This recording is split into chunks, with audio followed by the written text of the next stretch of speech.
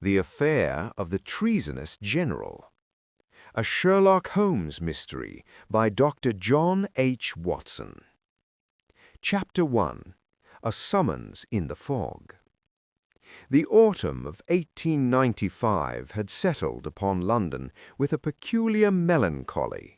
The fog, that great grey shroud which so often envelops our metropolis, seemed thicker and more persistent than in years past, as though the very atmosphere conspired to obscure the truth from those who sought it.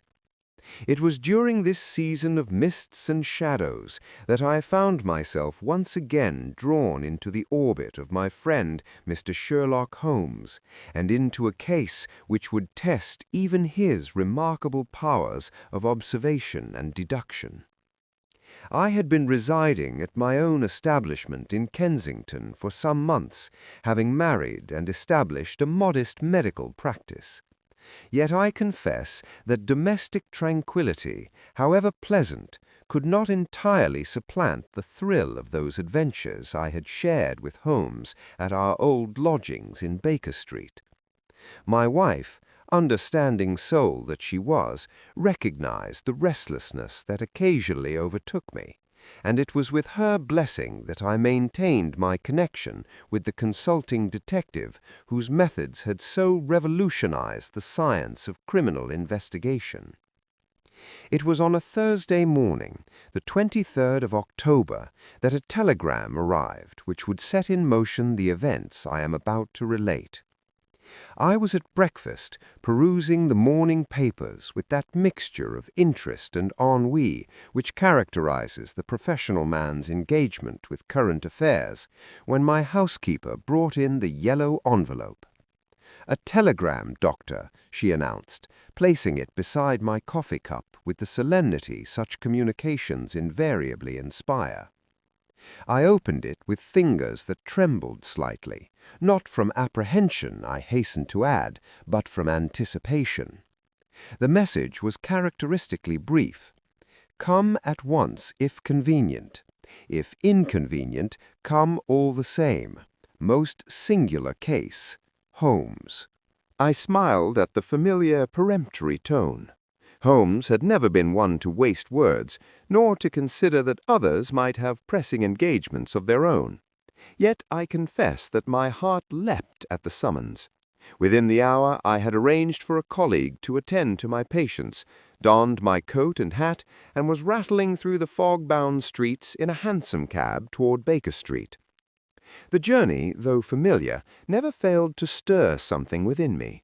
As we passed through the grey canyons of London's thoroughfares, I reflected upon the countless mysteries that lay concealed behind those endless rows of windows, the dramas of vice and virtue, crime and punishment that played out daily in this vast human hive.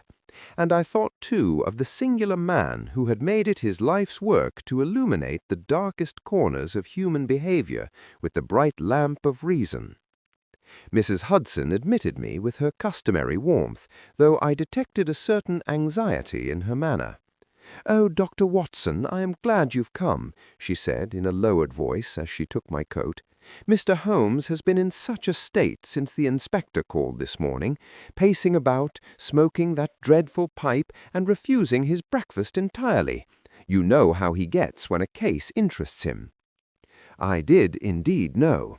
I mounted the familiar 17 steps with a mixture of concern and excitement, and entered our old sitting-room without ceremony. The scene that greeted me was one I had witnessed many times before, yet it never failed to strike me with its peculiar intensity. The room was thick with tobacco smoke, through which the morning light struggled feebly. Holmes stood before the window, his tall, spare figure silhouetted against the grey backdrop of Baker Street below. He was dressed in his mouse-colored dressing-gown, and even from behind I could see the tension in his shoulders, the restless energy that animated his entire frame when his mind was engaged with a problem. "Ah, Watson," he exclaimed, turning as I entered. "Punctual as always. You received my telegram at breakfast, I perceive, and came at once, pausing only to make arrangements for your patients and to reassure your wife that you would return by evening." I had long since ceased to be amazed by these casual demonstrations of his observational powers, yet I could not resist asking, "How on earth do you know all that?" "Elementary, my dear Watson. There is a small crumb of toast adhering to your waistcoat. You have dressed hurriedly and without your usual care. The ink stain on your right forefinger is fresh, indicating recent writing, no doubt a note to a colleague. And the faint scent of lavender water suggests a farewell embrace from Mrs. Watson, who I recall favors that particular fragrance. As for your intended return this evening, that is mere deduction from your failure to bring an overnight bag." "Remarkable," I murmured, brushing away the offending crumb. "Merely observant," Holmes replied with a dismissive wave. "But come, Watson, we have more pressing matters to discuss. Inspector Lestrade was here not an hour ago with news of a most singular murder. A young man, a university professor no less, found dead in his rooms under circumstances that have baffled the official force entirely. Lestrade, to his credit, recognized that the case presented features of unusual interest and had the good sense to consult me before the trail grew cold." He gestured toward the breakfast table, where I now noticed several items laid out with the precision of a museum display, a telegram, several photographs, and what appeared to be an official police report. "The victim," Holmes continued, his gray eyes gleaming with that peculiar intensity that signaled his complete absorption in a problem, "is one William Smith, aged 29, a professor of classical literature at University College. He was found this morning by his landlady, dead in his study, with no apparent signs of violence save for a single puncture wound to the chest, a wound that the police surgeon believes was made by a thin blade, possibly a stiletto or similar weapon." "Stabbed, then," I said, my medical training immediately engaged. "And the weapon?" "Not found at the scene. Moreover, the room was locked from the inside, the windows were secured, and there is no indication of how the murderer entered or departed. A locked room mystery, Watson. You know how I relish such puzzles." I settled into my old chair, feeling the years fall away. "Tell me everything, Holmes." He began to pace, his long fingers steepled before him in that characteristic gesture of concentration. "William Smith, known as Will to his friends, was by all accounts a promising young scholar.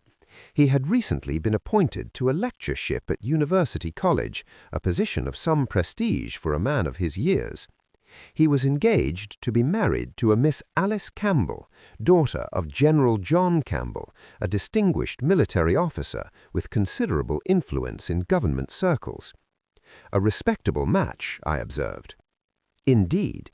Yet here we encounter the first of several curious circumstances. Smith was deeply in debt, gambling debts to be precise. He had been frequenting certain establishments in the West End where games of chance are played for high stakes, and had fallen into the company of a Mr. Richard Grosvenor, a wealthy young man of independent means. Holmes paused to light his pipe, and I waited patiently, knowing that he was organizing the facts in that remarkable mind of his. Grosvenor, Holmes continued, heir to a considerable fortune, educated at Oxford, moving in the best circles, and, according to Lestrade's inquiries, harboring a romantic attachment to Miss Alice Campbell. "Ah," I said, beginning to see the outlines of the case. "A rival for the lady's affections." "Precisely. And here is where the matter becomes truly intriguing. Smith owed Grosvenor a substantial sum, nearly £5,000, according to the IOUs found among his papers, a sum that would have been impossible for a young professor to repay on his salary." "Then Grosvenor had a motive," I suggested. "If Smith could not pay his debts, and if Grosvenor desired to marry Miss Campbell himself." Your reasoning does you credit, Watson, but we must not leap to conclusions. The facts, as always, must guide us, and there are other facts that complicate this seemingly straightforward picture. He crossed to the table and picked up one of the photographs. This was found in Smith's study, concealed in a locked drawer of his desk. Lestrade had the good sense to bring it to me before filing it with the official evidence. I took the photograph and examined it closely. It showed a man in military uniform, General Campbell, I presumed, engaged in conversation with another man whose face was partially obscured. They appeared to be in some kind of warehouse or storage facility, and there were several wooden crates visible in the background. What am I looking at, Holmes? That, my dear Watson, is the question that transforms this case from a simple matter of gambling debts and romantic rivalry into something far more serious. Note the crates in the background. Can you make out the markings? I squinted at the photograph. They appear to be military supplies. I can see what looks like an ordnance marking. Excellent, Watson. Your military experience serves you well. Those are indeed ordnance crates, specifically crates containing rifles and ammunition destined for British forces. And yet, this photograph was taken not in any official military depot, but in a private warehouse near the docks. I have already sent a wire to my brother Mycroft, whose position in the government gives him access to certain information. His reply confirmed my suspicions. Those particular crates were reported as lost in transit 3 months ago. The implications were staggering. You mean to say that General Campbell— I mean to say nothing yet, Watson. I merely observe and deduce. But yes, the photograph suggests that General Campbell may have been involved in the diversion of military supplies, a serious crime, and one that would constitute treason if those supplies were being sold to foreign powers or to enemies of the Crown. I sat back in my chair, my mind reeling. And Smith discovered this? That is the hypothesis that presents itself. Smith was engaged to Campbell's daughter. He would have had access to the General's home, perhaps to his study or private papers. If he stumbled upon evidence of his future father-in-law's treasonous activities, he would have faced a terrible dilemma. To expose Campbell would be to destroy his fiancée's family and his own prospects. To remain silent would be to become complicit in treason. A dilemma that someone resolved by murdering him, I said grimly. So it would appear, but we must not allow theory to outrun evidence. There are still many questions to be answered. How did the murderer enter and leave a locked room? What was the precise time of death? Where is the murder weapon? And most importantly, who among our cast of characters, General Campbell, Richard Grosvenor, or perhaps some other party we have not yet identified, had both the motive and the opportunity to commit this crime? He turned to me with that eager expression I knew so well. Lestrade has arranged for us to examine the scene of the crime this afternoon. The body has been removed to the morgue, but the room has been left undisturbed at my request. Before we go, however, I suggest we pay a visit to University College. I should like to learn more about our victim from those who knew him best. I'm at your disposal, I said, rising from my chair. Capital. Then let us waste no time. The game is afoot, Watson, and I have a feeling that this case will prove to be one of the most significant we have yet encountered. A young man lies dead, a general's honor is in question, and somewhere in the shadows lurks a murderer who has committed the perfect crime, or so he believes. It will be our task to prove him wrong. As we descended the stairs and emerged into the fog-shrouded street, I felt that familiar thrill of anticipation. Whatever dangers and mysteries lay ahead, I knew that I was once again where I belonged, at the side of Sherlock Holmes, in pursuit of truth and justice. The game, as Holmes had said, was indeed afoot.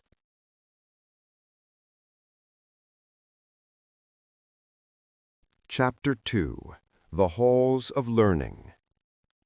The journey to University College took us through the heart of London, that great labyrinth of streets and alleys where every class and condition of humanity jostled together in the ceaseless pursuit of their various aims.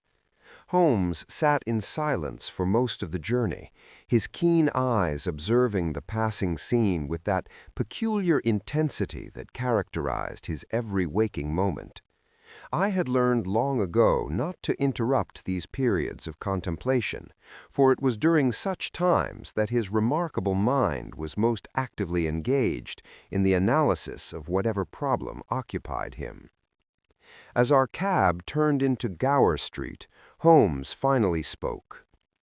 "You will observe, Watson, that we are dealing with a case that operates on multiple levels.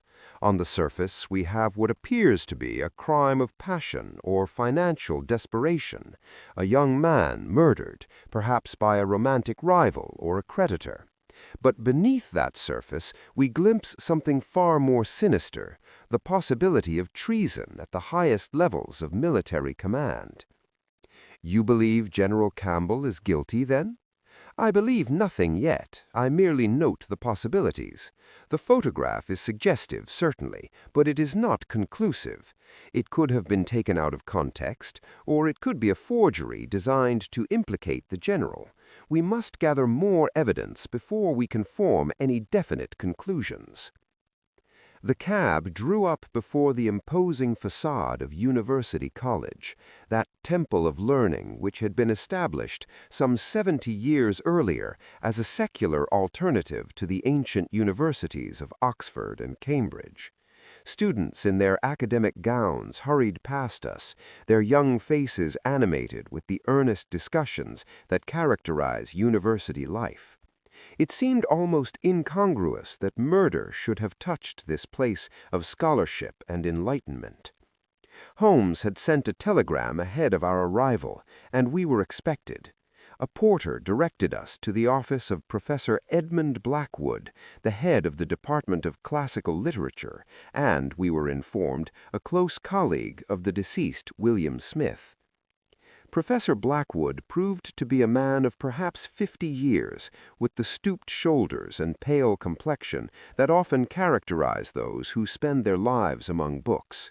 He received us in his cluttered office, where volumes in Greek and Latin lined every available surface, and the air was thick with the musty scent of ancient learning. "Mr. Holmes, Dr. Watson," he said, rising to greet us with evident distress. "This is a terrible business, terrible. Poor Will, I can scarcely believe it. He was here just yesterday, discussing his lecture on Virgil's Aeneid, and now—" His voice broke, and he gestured helplessly. "I understand this must be difficult for you, Professor," Holmes said, with uncharacteristic gentleness, "but I must ask you some questions about Mr. Smith. The smallest detail may prove significant." Of course. Anything that might help bring his killer to justice." Blackwood sank back into his chair and gestured for us to be seated. Holmes leaned forward, his fingers steepled. "How long had you known Mr. Smith?" "Nearly 5 years. He came to us as a graduate student, having completed his undergraduate work at Cambridge. Brilliant young man, absolutely brilliant. His thesis on the influence of Greek tragedy on Roman literature was quite remarkable. We were delighted when a lectureship became available and we could offer it to him." "And his character? His habits?" Blackwood hesitated, and I saw a shadow pass across his face. "Will was complicated. Intellectually, he was everything one could wish for in a scholar. Passionate about his subject, dedicated to his students, capable of insights that would have done credit to men twice his age. But personally—" he paused again, choosing his words carefully. "He had certain weaknesses." "The gambling," Holmes said flatly. Blackwood looked startled. "You know about that?" "Yes, the gambling. It was a source of great concern to those of us who cared about him. He had fallen into bad company, I'm afraid. There was a young man, Richard Grosvenor, who seemed to encourage Will's worst impulses. They would go together to those dreadful establishments where fortunes are won and lost on the turn of a card. Did you ever speak to Smith about this? I tried, on several occasions, but Will was proud, Mr. Holmes. He would not admit that he had a problem, would not accept help. He insisted that he had everything under control, that he would soon recoup his losses. The classic delusion of the gambler, I'm afraid. Holmes nodded thoughtfully. And his engagement to Miss Alice Campbell, what can you tell me about that? A slight smile crossed Blackwood's careworn face. Ah, that was a bright spot in Will's life. He was utterly devoted to Miss Campbell, and she to him, by all accounts. I met her once, when Will brought her to a college function. A charming young woman, intelligent and well-spoken. I had hoped that the engagement would have a steadying influence on Will, that the prospect of marriage and domestic happiness would cure him of his gambling habit. But it did not. No, if anything, it seemed to make matters worse. I think Will felt the pressure of his debts more acutely once he was engaged. He wanted to be able to provide for Miss Campbell in the manner to which she was accustomed, and his salary as a lecturer, while respectable, was hardly sufficient for that purpose. The Campbells are a prominent family, you understand. General Campbell is a man of considerable wealth and influence. Did Smith ever speak to you about General Campbell? Blackwood frowned, as though trying to recall. Not extensively. I gathered that the general was not entirely pleased with the match. He had hoped for a more advantageous marriage for his daughter, I suspect. But Miss Campbell was of age and determined, and the general had given his consent, albeit somewhat reluctantly. And in recent weeks, did you notice any change in Smith's behavior? Any indication that something was troubling him beyond his financial difficulties? The professor was silent for a long moment, his brow furrowed in concentration. Now that you mention it, yes. In the past fortnight or so, Will seemed distracted, anxious. I attributed it to his debts, but there was something else, something he would not speak of. He became secretive, furtive even. I would sometimes find him staring into space during department meetings, as though his mind were miles away. And once he paused, as though uncertain whether to continue. Yes, Holmes prompted. Once I came upon him in the college library, in a section devoted to military history and current affairs. It struck me as odd, as that was far outside his usual area of study. When he saw me, he seemed almost guilty, as though I had caught him doing something improper. He made some excuse about researching background for a lecture on Roman military tactics, but I didn't quite believe him. Holmes's eyes gleamed with interest. When was this? Perhaps 10 days ago. I remember because it was the day after the college's annual dinner, which would have been the 13th of October. And did you see what specific materials he was consulting? I'm afraid not. He closed the book rather quickly when I approached, but I believe it was something to do with military procurement or logistics. I caught a glimpse of diagrams and tables of figures. Holmes rose abruptly. Professor Blackwood, you have been most helpful. One final question. Did Smith have any enemies that you were aware of? Anyone who might have wished him harm? Blackwood shook his head slowly. Will could be difficult at times, his pride, his stubbornness, but I cannot imagine anyone hating him enough to do what was done. He was well liked by his students, respected by his colleagues. The only person with whom he had any serious conflict was Richard Grosvenor, and that was over money, not— He stopped, his eyes widening. You don't think Grosvenor could have— I think nothing yet, Holmes said firmly. I merely gather facts. Thank you for your time, Professor. If you think of anything else, anything at all, please send word to me at Baker Street.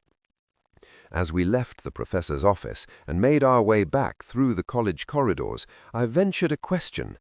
What do you make of it, Holmes, the business about Smith researching military matters? Highly suggestive, Watson.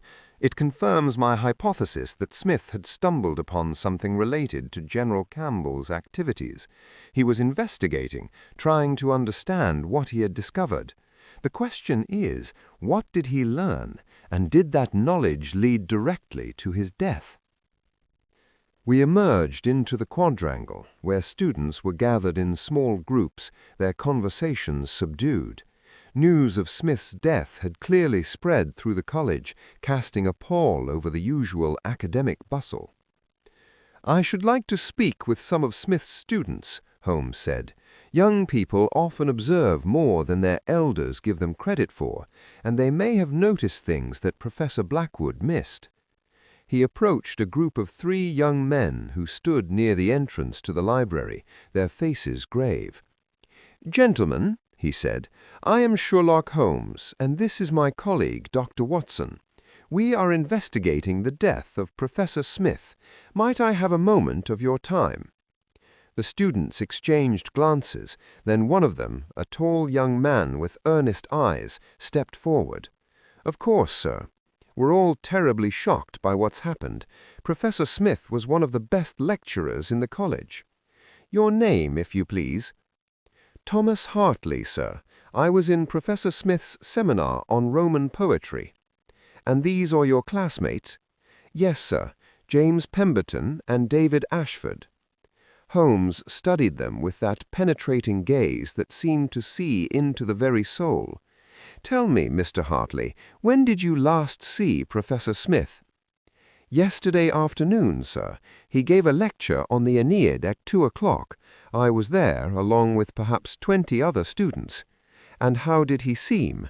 Was there anything unusual in his manner or behavior?" Hartley hesitated, then nodded slowly. "Actually, yes. He seemed distracted, as though his mind were elsewhere. He made several mistakes in his quotations, which was most unlike him. Professor Smith had an extraordinary memory for classical texts, and he ended the lecture early, which he had never done before." "Did he give any explanation?" "He said he was feeling unwell and needed to rest, but—" Hartley glanced at his companions as though seeking their support. "But I don't think that was the whole truth. He seemed more anxious than ill, if you understand me, as though something were weighing on his mind." One of the other students, Pemberton, spoke up. "I saw him after the lecture, sir. He was in the corridor, speaking with a gentleman I didn't recognize. They seemed to be having a rather heated discussion." Holmes' attention sharpened. "Can you describe this gentleman?" "He was well dressed, sir. Expensive clothes, the sort a man of means would wear. Tall, perhaps 30 years of age, with fair hair and a military bearing. I only saw him from a distance, but I had the impression of someone accustomed to command." "And what time was this?" "Shortly after 3 o'clock, I should say." "Did you hear any of their conversation?" "No, sir. I was too far away, but Professor Smith seemed agitated, and the other gentleman appeared to be insisting on something. The conversation ended abruptly, and the gentleman strode away looking quite angry." Holmes turned to the 3rd student, Ashford, who had remained silent. "And you, Mr. Ashford, do you have anything to add?"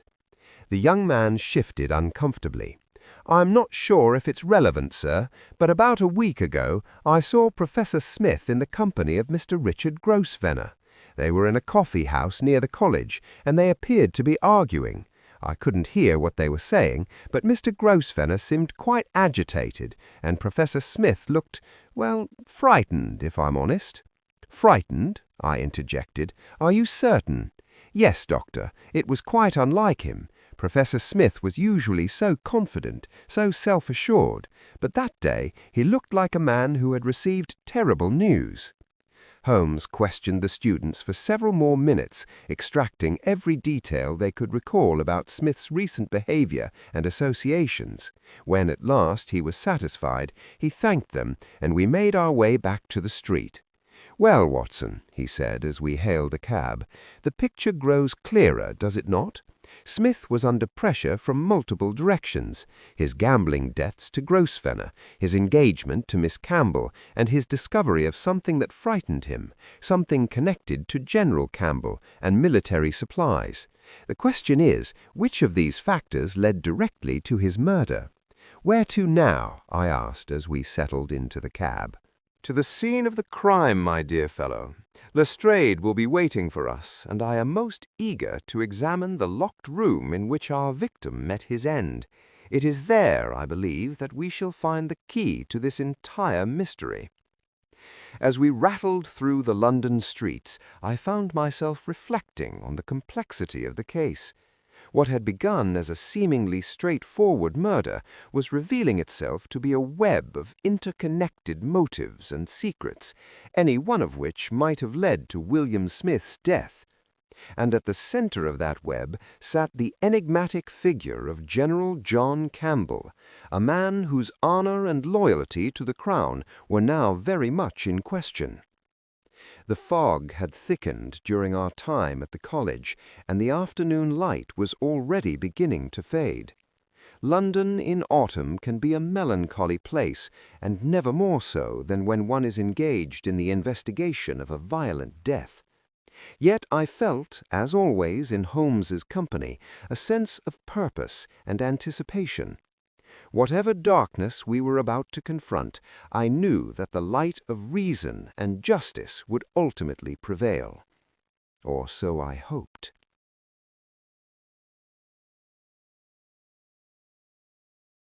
Chapter 3. The Locked Room. The late Professor William Smith had resided in a respectable boarding house on Montague Street, a quiet thoroughfare not far from the British Museum. It was the sort of establishment favored by young professional men of modest means, clean, well-maintained, and presided over by a landlady of unimpeachable respectability.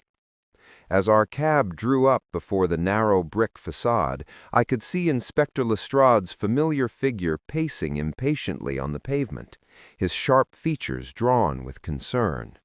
"Mr. Holmes? Dr. Watson?" he called out as we alighted. "I was beginning to think you'd forgotten about our appointment." "Merely thorough, Lestrade," Holmes replied.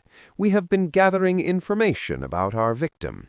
But come, let us not waste time. I am most eager to examine the scene." Lestrade led us up the front steps and into the narrow hallway, where we were met by the landlady, a Mrs. Beatrice Hodgson. She was a woman of perhaps 50 years, stout and respectable in her black bombazine dress, her face pale with shock and distress. "Oh, Inspector," she said, wringing her hands, "I still cannot believe it. Professor Smith was such a quiet gentleman, always paid his rent promptly, never any trouble. And now this terrible thing, in my house. What will people say?" "There, there, Mrs. Hodgson," said Lestrade with awkward sympathy. "No one blames you. Now, if you could just show us to the professor's rooms." Of course. This way, gentlemen." She led us up 2 flights of stairs, her keys jangling at her waist. The house was silent save for the creaking of the old floorboards beneath our feet.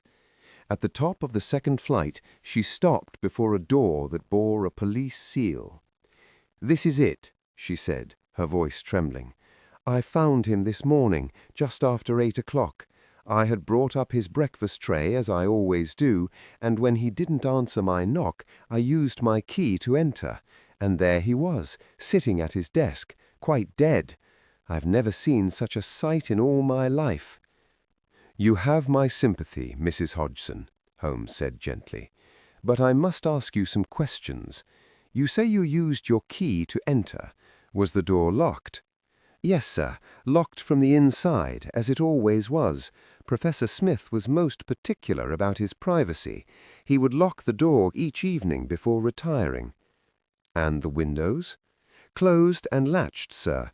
I checked them myself after I found him, thinking perhaps someone had broken in, but they were secure." "I see. And you heard nothing unusual during the night? No sounds of a struggle, no voices?" Mrs. Hodgson shook her head emphatically. "Nothing, sir, and I am a light sleeper, I am. The slightest noise wakes me, but last night was as quiet as the grave." She paled at her own unfortunate choice of words. "What time did you last see Professor Smith alive?" "Yesterday evening, about 7 o'clock. He came in from the college and went straight up to his rooms. He seemed troubled, if I may say so, not his usual self at all." "In what way troubled?" "Distracted, sir, anxious. He barely acknowledged my greeting, which was unlike him. He was always such a polite gentleman. And he was carrying a leather portfolio under his arm, clutching it as though it contained something precious." Holmes's eyes gleamed with interest. "A portfolio? Can you describe it?" "Brown leather, sir, about so big. It looked quite new, it did." "And you had not seen this portfolio before?" "No, sir. At least, I don't recall seeing it." "Thank you, Mrs. Hodgson. You have been most helpful. Now, if you would be so good as to unlock the door." With trembling hands, the landlady removed the police seal and unlocked the door. Holmes entered first, his keen eyes sweeping the room with that peculiar intensity I knew so well. I followed, with Lestrade bringing up the rear. The room was a typical bachelor's lodging, a sitting room with a desk, bookshelves, and a comfortable chair by the fireplace, with a bedroom visible through an open door beyond.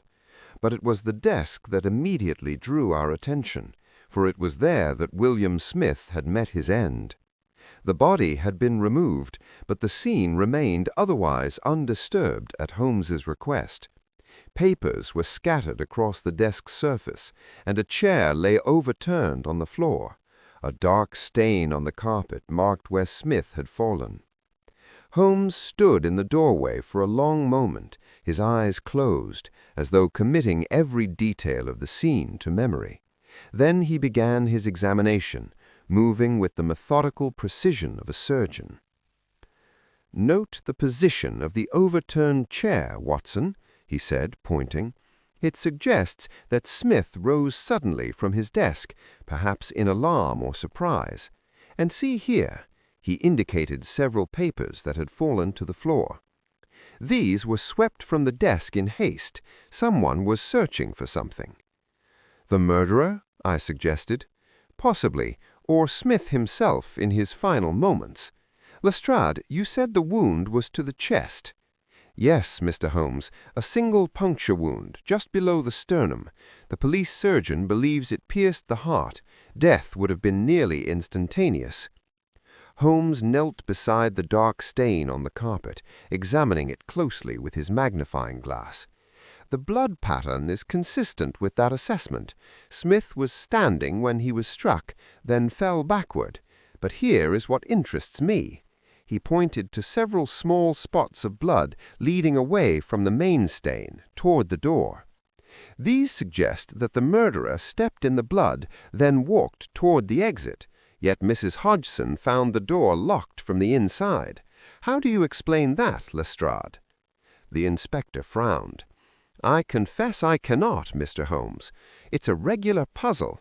The door was locked, the windows were secured, and yet someone managed to enter, commit murder, and depart without leaving any trace of how they did it." "Not quite without trace," Holmes murmured. He was now examining the door itself, running his fingers along the frame and the lock mechanism. "This is a standard tumbler lock, nothing sophisticated. It could be picked by anyone with moderate skill, but that would not explain how it was locked again from the inside after the murderer departed." He turned his attention to the windows. There were two of them, both overlooking the street below. He examined each in turn, testing the latches and peering at the frames with his magnifying glass. "These have not been opened in some time," he announced. "There is dust in the crevices of the frames, undisturbed, and the latches show no signs of tampering. So we can eliminate the possibility of entry or exit through the windows." "Then how the devil did the murderer get in and out?" Lestrade demanded, his frustration evident. That, my dear Lestrade, is precisely what we must determine. But first, let us examine what remains of Smith's papers. The murderer was searching for something. That much is clear. The question is, did he find it? Holmes began a systematic examination of the desk and its contents. There were lecture notes, correspondence, bills and receipts, and various academic papers. He studied each document carefully, occasionally making notes in his book. "Here is something interesting," he said, holding up a letter. "This is from Richard Grosvenor, dated 3 days ago. Listen to this. My dear Will, I must insist that you settle your account with me by the end of the month. My patience is not inexhaustible, and there are consequences for those who fail to honor their debts. I trust you understand my meaning. R.G." Rather threatening, wouldn't you say? "Threatening enough to constitute a motive for murder," I observed. "Perhaps, but note the date, 3 days ago. If Grosvenor intended to kill Smith over the debt, why wait? And why do so in such a mysterious fashion? A man of Grosvenor's temperament would be more likely to challenge Smith to a duel, or to have him beaten by hired ruffians. This locked room business suggests a more subtle mind at work." He continued his search, examining the bookshelves, the fireplace, even the floorboards. It was in the bedroom that he made his most significant discovery.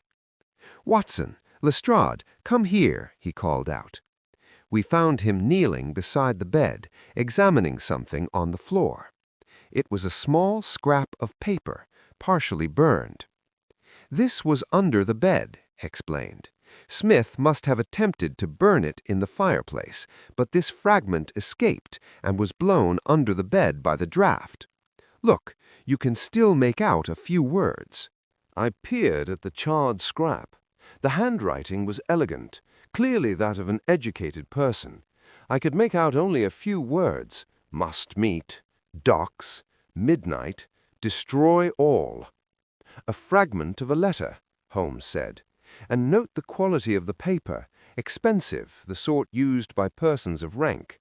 This was not written by Grosvenor, whose letter we saw earlier was on ordinary stationery. This is from someone else, someone who wished to arrange a clandestine meeting." "General Campbell," I suggested. "It is certainly possible.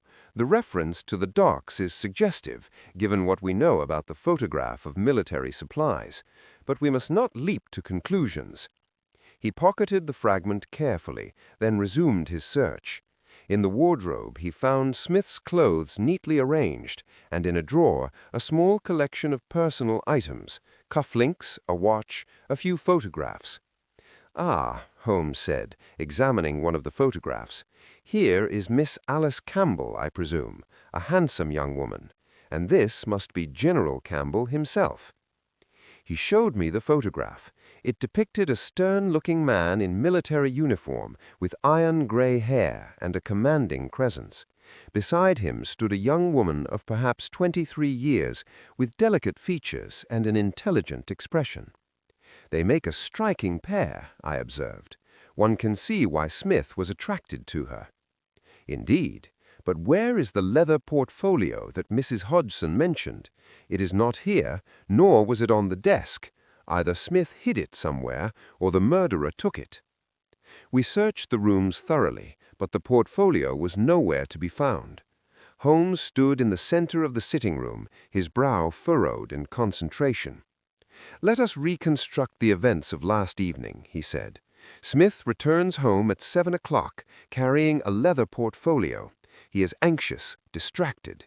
He goes directly to his rooms and locks the door. At some point during the evening, he attempts to burn a letter. The fragment we found suggests it was from someone arranging a meeting at the docks.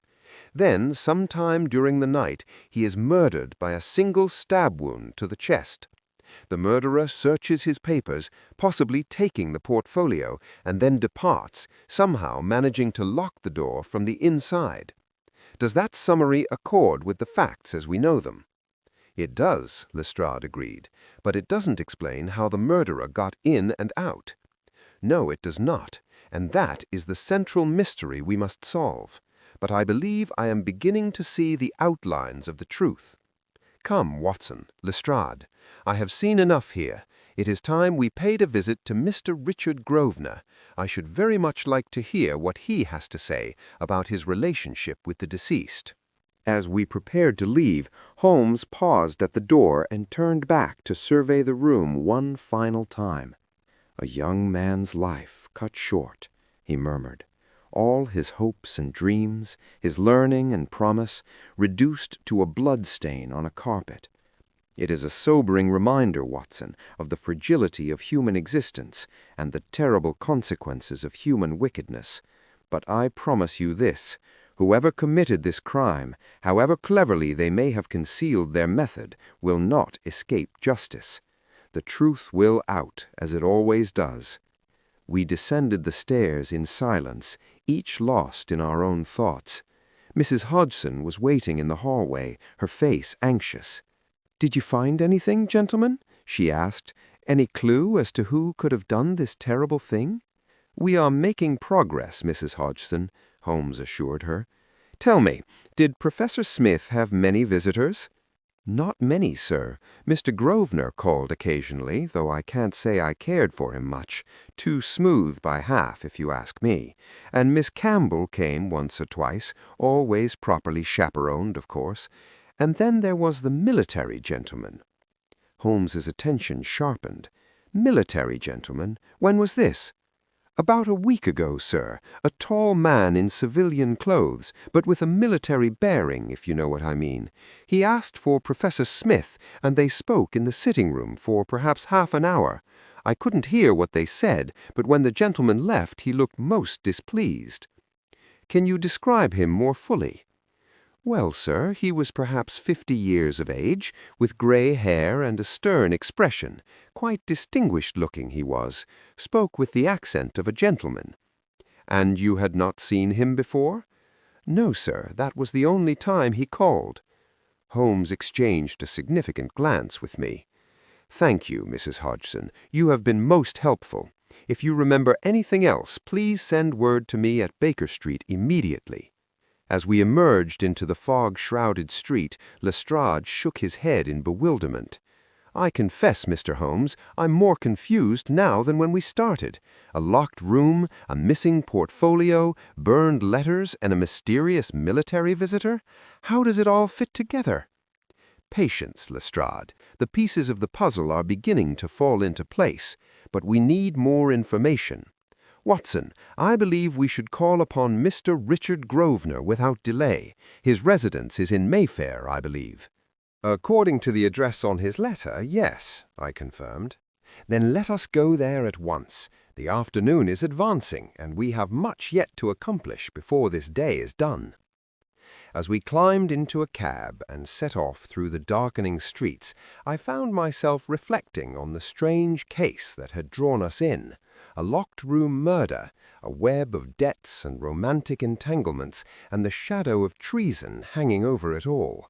It was exactly the sort of complex, multi-layered mystery that Holmes relished, and I could see that his remarkable mind was already working through the various possibilities, testing hypotheses, and discarding those that did not fit the facts.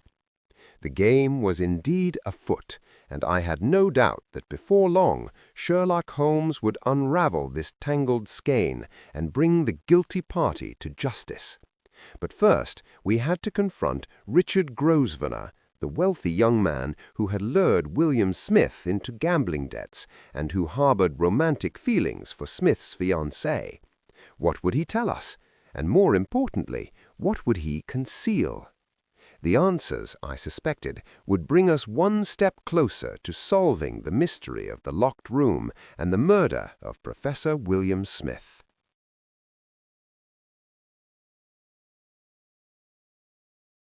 Chapter 4. The Gentleman Gambler. Mayfair, that most fashionable of London districts, presented a stark contrast to the modest boarding-house we had just left. Here, Elegant townhouses lined quiet squares, their windows glowing with the warm light of prosperity. It was a world of wealth and privilege, far removed from the struggles of a young professor living on a modest salary. Richard Grosvenor's residence was a handsome four-story house on Mount Street, its white stone facade gleaming even in the gathering dusk. A liveried footman answered our knock, and, upon learning that we wished to speak with his master on a matter of urgency, showed us into a drawing-room of considerable elegance. The furnishings spoke of old money and refined taste, Persian carpets, oil paintings in gilded frames, and furniture of the finest craftsmanship. We waited perhaps 5 minutes before Grosvenor himself appeared. He was a man of about 30 years, tall and well-built, with fair hair and regular features that might have been called handsome were it not for a certain hardness about the mouth and eyes. He was dressed in the height of fashion, his clothes clearly the work of the best tailors in London. "Gentlemen," he said, his tone cool and measured, "my man tells me you wish to speak with me about Will Smith. I assume you are from the police." "I am Inspector Lestrade of Scotland Yard," Lestrade said, stepping forward, "and these are my associates, Mr. Sherlock Holmes and Dr. Watson. We are investigating the murder of Professor Smith." A flicker of something, surprise, alarm, crossed Grosvenor's face, but it was quickly suppressed. Murder? I had heard that Will was dead, but I understood it to be some sort of accident or sudden illness. "I'm afraid not, Mr. Grosvenor," Holmes said, his keen eyes fixed on the young man's face. "Professor Smith was stabbed to death in his rooms some time last night. We are speaking with all those who knew him, and your name has come up in our inquiries." Grosvenor's expression hardened. "I see. Well, gentlemen, I am happy to assist the police in any way I can, though I cannot imagine what I could tell you that would be of use. Will and I were acquainted, certainly, but I had not seen him in several days." "Perhaps we might sit down," Holmes suggested, gesturing toward the chairs. "This may take some time." Grosvenor hesitated, then nodded curtly. "Of course, please be seated. May I offer you gentlemen some refreshment? Tea, perhaps, or something stronger?" We declined, and once we were all seated, Holmes began his questioning. His manner was deceptively casual, but I knew that he was observing every detail of Grosvenor's reactions, every flicker of expression, every nervous gesture. "Mr. Grosvenor, how long had you known Professor Smith?" "About 2 years, I should say. We met at a club, the Criterion, in Piccadilly. We discovered a mutual interest in cards and began playing together occasionally." "And your relationship was purely that of fellow gamblers?" "I wouldn't put it quite so crudely, Mr. Holmes, but yes, essentially. We were not intimate friends. Our acquaintance was based primarily on our shared enjoyment of games of chance." "Yet you lent him considerable sums of money." Grosvenor's jaw tightened. "I see you have been thorough in your investigations. Yes, Will borrowed money from me. He was not a skilled player, I am afraid, and his losses mounted over time. I was willing to extend him credit because I believed he would eventually repay me." "How much did he owe you at the time of his death?" "Nearly £5,000. I could not suppress a gasp. It was a staggering sum, more than a young professor could hope to earn in several years. "That is a considerable debt," Holmes observed. "Were you concerned about recovering your money?" "Naturally, but I was not unduly worried.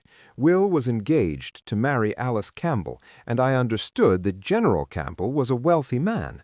I assumed that once the marriage took place, Will would be in a position to settle his debts."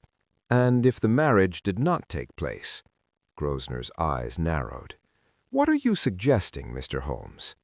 "I am suggesting nothing. I am merely exploring possibilities. You wrote to Smith 3 days ago, demanding payment, and making what some might interpret as threats. "There are consequences for those who fail to honor their debts," I believe you wrote. That was merely a figure of speech. I was trying to impress upon Will the seriousness of the situation. I had no intention of harming him. Yet you must admit that his death is rather convenient for you, Mr. Grosvenor. With Smith dead, you need no longer worry about recovering your money. His estate, such as it is, will be settled, and you will be among the creditors. Grosvenor rose abruptly from his chair, his face flushed with anger. "Now see here, Mr. Holmes, I resent your implication. I had nothing to do with Will's death. Yes, he owed me money, but I am not so desperate for funds that I would commit murder to recover a debt. My family's fortune is considerable, and £5,000, while not insignificant, is hardly worth killing for." "Please, Mr. Grosvenor, sit down," Holmes said calmly. "I am not accusing you of anything. I am merely trying to establish the facts. Now, you say you had not seen Smith in several days. When exactly was your last meeting?" Grosvenor resumed his seat, though his posture remained rigid with indignation. "It was last week, on Tuesday. We met at the Criterion for dinner and cards. Will seemed distracted, anxious. He played poorly, even by his usual standards, and lost another £200. "Did he say what was troubling him?" "Not in so many words, but I gathered that he was having difficulties with General Campbell, something about the General's disapproval of the engagement." "Did Smith mention anything else? Anything unusual or out of the ordinary?" Grosvenor frowned, as though trying to recall. "Now that you mention it, there was something. At one point during the evening, Will received a message, a note delivered by a street urchin. He read it, and his face went quite pale. He made some excuse about feeling unwell and left shortly thereafter, without finishing the game." "Do you know what the note said?" "No. Will crumpled it up and put it in his pocket. I asked if something was wrong, but he brushed off my concern and said it was nothing important." "And you have no idea who sent the note?" "None whatsoever." Holmes leaned back in his chair, his fingers steepled before him. "Mr. Grosvenor, I must ask you a rather delicate question. It has come to our attention that you harbor romantic feelings for Miss Alice Campbell. Is that true?" The color drained from Grosvenor's face, then returned in a rush. "Who told you that? It's a damned lie." "Is it? We have it on good authority that you have been in love with Miss Campbell for some time, and that you were distressed when she became engaged to Smith." Grosvenor was silent for a long moment, his hands clenched into fists. When he finally spoke, his voice was low and strained. "Very well. Yes, I admire Miss Campbell. I have done so since I first met her at a ball 2 years ago. But she made it clear that her affections were engaged elsewhere, and I respected her choice. I would never do anything to harm her or to interfere with her happiness, even if that meant allowing her to marry a man who was deeply in debt to you, a man who could not provide for her in the manner to which she was accustomed. Will's financial difficulties were his own affair. I did not discuss them with Miss Campbell, nor would I have done so. It would have been ungentlemanly." "How noble of you," Holmes said dryly. "Tell me, Mr. Grosvenor, where were you last night between the hours of 7 and midnight?" "I was here, at home. I dined alone and spent the evening reading in my library." "Can anyone corroborate that?" "My servants, of course. My butler, my valet, the footman, they were all here." "But they would not have been with you constantly. You could have slipped out without their knowledge." Grosvenor's face darkened. "This is outrageous. I have told you I had nothing to do with Will's death. I was here all evening, and I resent your continued insinuations." Holmes rose smoothly to his feet. "Thank you for your time, Mr. Grosvenor. You have been most informative. We may need to speak with you again as our investigation progresses. I shall be at your disposal, Mr. Holmes, though I hope you will direct your energies toward finding the real killer rather than harassing innocent men." As we were shown out by the footman, I noticed that Grosvenor remained standing in the drawing-room, his face a mask of barely controlled emotion. Whatever he had told us, I was certain he was concealing something. Once we were back in the street, Lestrade turned to Holmes with a puzzled expression. "What do you make of him, Mr. Holmes? Do you think he's our man?" "He certainly had motive," Holmes replied thoughtfully. "The debt, his feelings for Miss Campbell, his apparent anger at Smith. But I am not yet convinced. There's something about this case that doesn't quite fit the pattern of a crime of passion or financial desperation." "The locked room," I said. "Precisely, Watson. If Grosvenor had killed Smith in a fit of rage over the debt or over Miss Campbell, he would have done so openly, or at least in a manner that did not require such elaborate staging. The locked room suggests premeditation, careful planning. It suggests someone who wanted Smith's death to appear mysterious, perhaps even supernatural." "But why?" Lestrade asked. "That is the question, is it not? Why go to such length to create a locked room mystery? What purpose does it serve? I believe the answer lies in what Smith discovered about General Campbell. The locked room is a distraction, a way of directing our attention away from the real motive for the murder." "You think General Campbell is behind this?" I asked. "I think it is a distinct possibility, but we need more evidence before we can make any accusations. A man of Campbell's position and influence cannot be approached lightly. We must be absolutely certain of our facts." "What's our next move, then?" Lestrade inquired.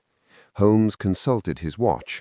"It is now nearly 6 o'clock. I suggest we call upon Miss Alice Campbell. She may be able to shed light on her father's relationship with Smith and on Smith's state of mind in recent days.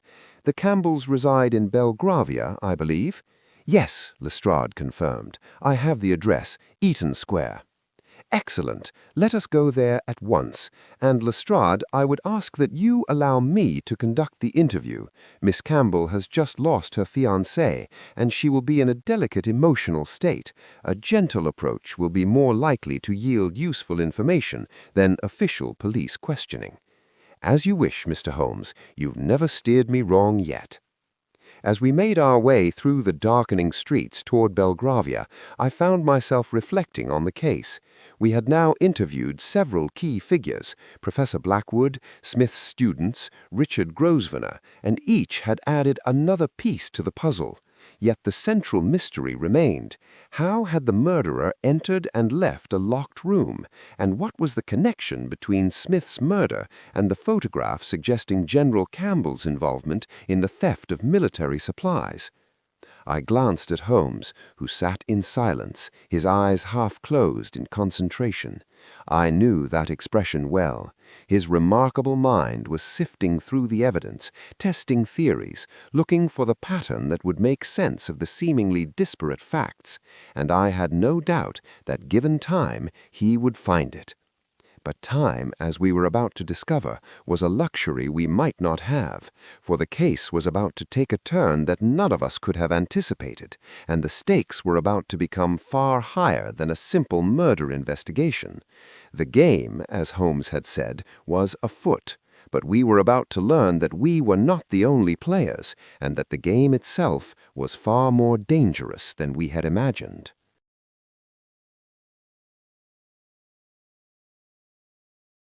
Chapter 5. The General's Daughter. Eden Square, in the heart of Belgravia, represented the pinnacle of London society. The grand white stucco houses that surrounded the central garden spoke of wealth, power, and aristocratic privilege. It was here that generals and cabinet ministers, industrialists and landed gentry maintained their London residences, far from the noise and squalor of the city's poorer districts. The Campbell residence was a particularly imposing structure, 4 stories of elegant Georgian architecture with a black-painted door flanked by classical columns. A brass plate beside the door identified it as the home of General Sir John Campbell, K.C.B., D.S.O. The very formality of the address seemed to warn visitors that they were entering the domain of a man accustomed to command and deference. Our knock was answered by a butler of the old school, dignified and impassive. When Lestrade presented his credentials and explained that we wished to speak with Miss Campbell regarding the death of Professor Smith, the butler's expression softened slightly. "Miss Campbell is, as you might imagine, greatly distressed by the news," he said in measured tones. "However, I will inquire whether she is able to receive you. Please wait here." He showed us into a drawing-room that spoke of military glory and imperial service. The walls were hung with paintings depicting battle scenes and regimental colors. Glass cases displayed medals and decorations, swords and pistols from various campaigns. A large portrait dominated one wall, General Campbell in full dress uniform, his chest covered with ribbons and orders, his expression stern and unyielding. "A distinguished career," I observed, studying the portrait. "Indeed," murmured Holmes. "Campbell served in India, Afghanistan, and Africa. He has been decorated for valor on multiple occasions, a man of unquestioned courage and military skill." "Which makes the suggestion of treason all the more shocking," I said quietly. "Or all the more tragic," Holmes replied. "The higher a man rises, the farther he has to fall, and the greater the temptation to preserve his position by any means necessary." Before I could respond, the door opened and a young woman entered. This was Alice Campbell, and even in her grief she was strikingly beautiful.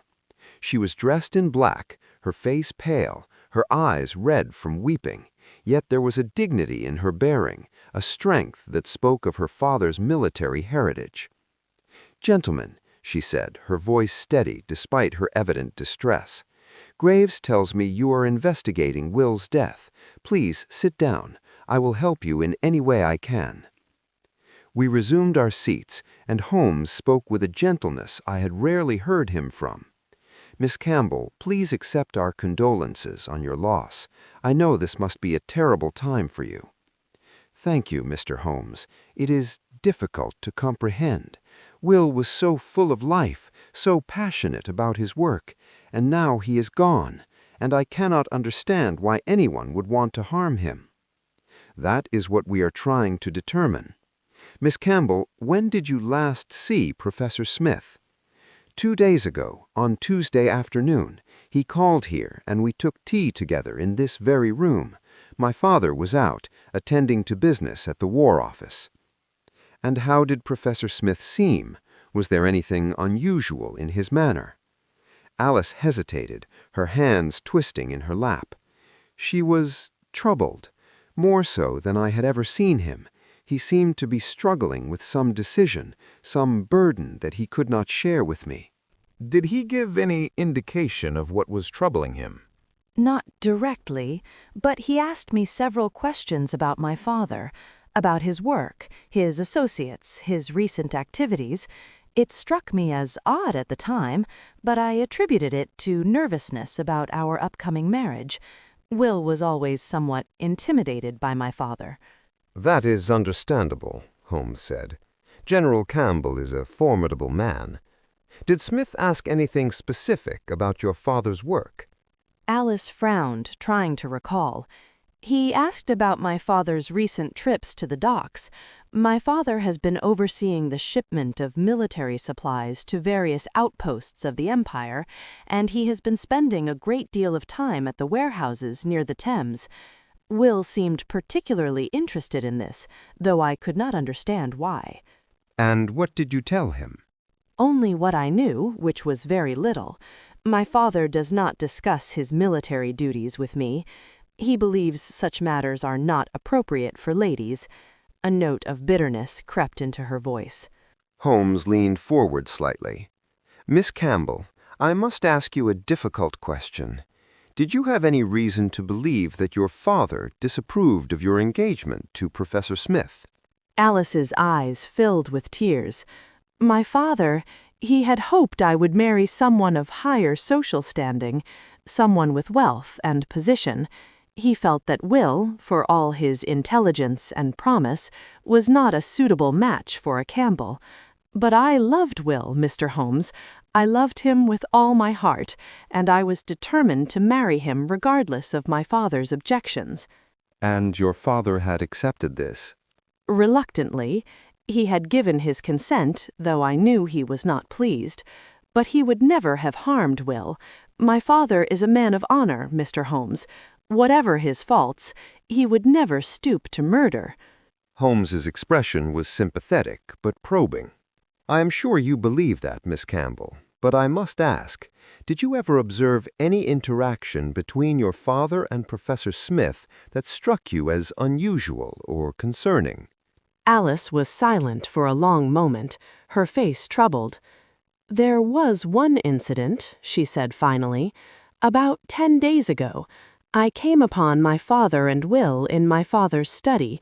They were having what appeared to be a heated discussion. When they saw me, they both fell silent, and Will left shortly thereafter. I asked my father what they had been discussing, but he told me it was a private matter and that I should not concern myself with it. And you have no idea what the subject of their discussion was? No, but Will seemed frightened, and my father was angry, more angry than I had ever seen him. It troubled me greatly, but when I tried to speak to Will about it later, he assured me that everything was fine and that I should not worry. Holmes rose and walked to the window, gazing out at the darkening square. Miss Campbell, I must be frank with you. We have reason to believe that Professor Smith had discovered something about your father's activities, something that may have placed him in danger. I cannot give you details at this stage of our investigation, but I must ask, have you noticed anything unusual about your father's behavior in recent weeks? Any unexplained absences? Any visitors who seemed out of place? Any indication that he might be involved in activities beyond his official military duties? Alice's face had gone very pale. What are you suggesting, Mr. Holmes? That my father had something to do with Will's death? I am suggesting nothing yet. I am merely gathering information. But I must ask you to think carefully. Your father's honor, and perhaps his life, may depend on your honesty. Alice rose from her chair, her hands trembling. My father is not a murderer, Mr. Holmes. I will not believe it. Yes, he has been preoccupied lately, and yes, there have been visitors at odd hours, military men mostly, though I did not recognize all of them. And yes, he has been spending a great deal of time at the docks, but that is all part of his official duties. There is nothing sinister in it. I hope you are right, Miss Campbell, Holmes said gently, but I must investigate every possibility. Now, one final question.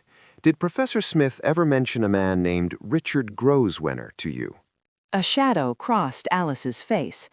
Mr. Grosvenor? Yes, I know him. He's an acquaintance of Will's, though I never cared for him. There was something predatory about him, and I knew that he had feelings for me, though he never expressed them directly. Will was in debt to him, I believe, though Will tried to hide that from me. Did you know the extent of those debts? No, Will was proud, and he did not want me to know about his financial difficulties, but I suspected they were considerable. I offered to help him, to ask my father for a loan, but Will refused. He said he would not begin our marriage by being indebted to my father. A matter of pride, I observed. Yes, and it may have cost him his life. Alice's voice broke, and she covered her face with her hands. I rose and offered her my handkerchief, which she accepted with a grateful nod. Holmes waited patiently until she had composed herself before continuing.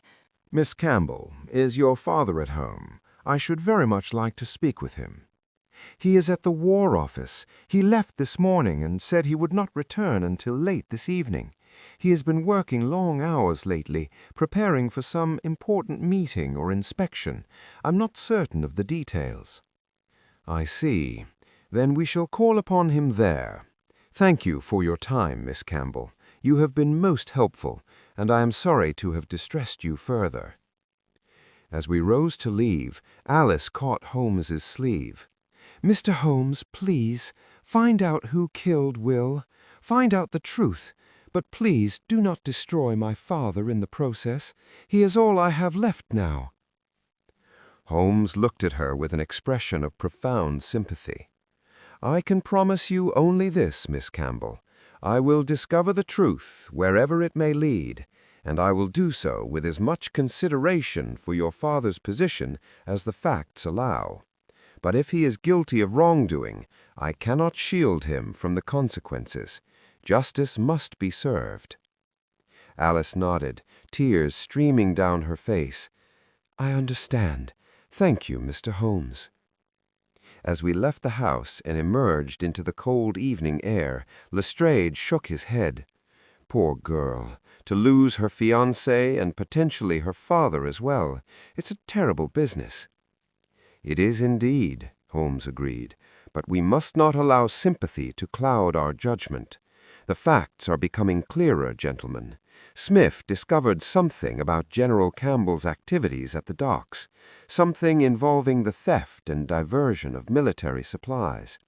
He confronted Campbell about it, and Campbell, seeing his career and reputation threatened, decided that Smith had to be silenced." "But the locked room," I protested. "How does Campbell fit into that?" "That is the question we must answer, but I am beginning to form a theory. Come, we must go to the War Office at once.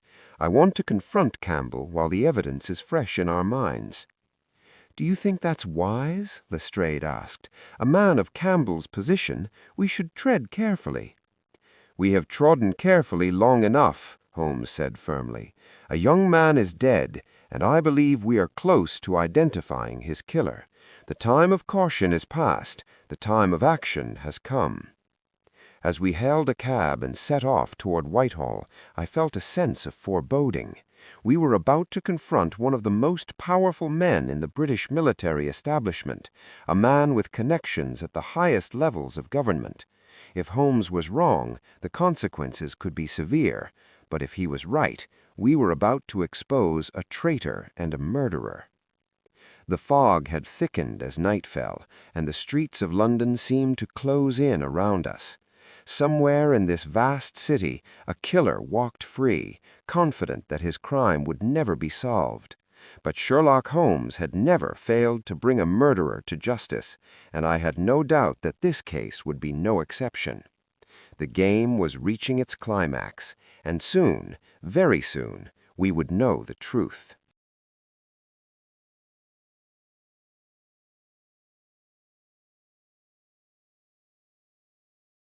Chapter 6. The War Office. The War Office, that imposing edifice on Whitehall which served as the nerve center of Britain's military might, was still bustling with activity despite the late hour. Uniformed officers hurried through its corridors, clerks carried sheaves of documents, and the air hummed with the business of empire. It was here that the fate of regiments and the course of campaigns were decided, where the defense of the realm was planned and executed. Lestrade's credentials gained us admission, though the duty officer who received us was clearly uncomfortable with the idea of civilians, even those accompanying a Scotland Yard inspector wandering the halls of this most secure of government buildings. After some discussion, and the invocation of Mycroft Holmes's name, which seemed to carry considerable weight, we were escorted to the office of General Sir John Campbell. The General's office was on the third floor, a spacious room with tall windows overlooking Whitehall. Maps covered the walls, showing the far-flung territories of the British Empire. A large desk dominated the center of the room, its surface covered with papers and reports. Behind the desk sat General Campbell himself. He was a man of perhaps 55 years, tall and powerfully built despite his age. His hair was iron gray, his face weathered by years of service in harsh climates. His eyes were a cold blue, and they fixed upon us with the penetrating gaze of a man accustomed to command. He wore his uniform with the ease of long practice, and the ribbons on his chest testified to a career of distinguished service. "Lestrade's credentials," said he, his voice deep and authoritative, I was told you wished to see me regarding the death of William Smith. I confess I am puzzled as to why this matter requires the attention of Scotland Yard. I understood it to be an accident, or perhaps a suicide." "I'm afraid not, General," said Lestrade. "Professor Smith was murdered, and these gentlemen, Mr. Sherlock Holmes and Dr. Watson, are assisting in the investigation." Campbell's eyes narrowed as he studied Holmes. "Sherlock Holmes. I have heard of you, sir.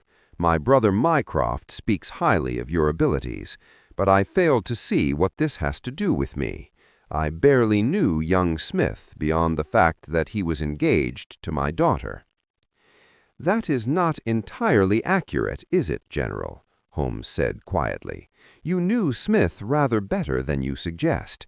In fact, you had a private meeting with him in your study approximately 10 days ago, a meeting that your daughter described as heated."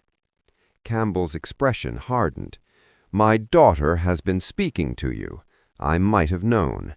Yes, I met with Smith.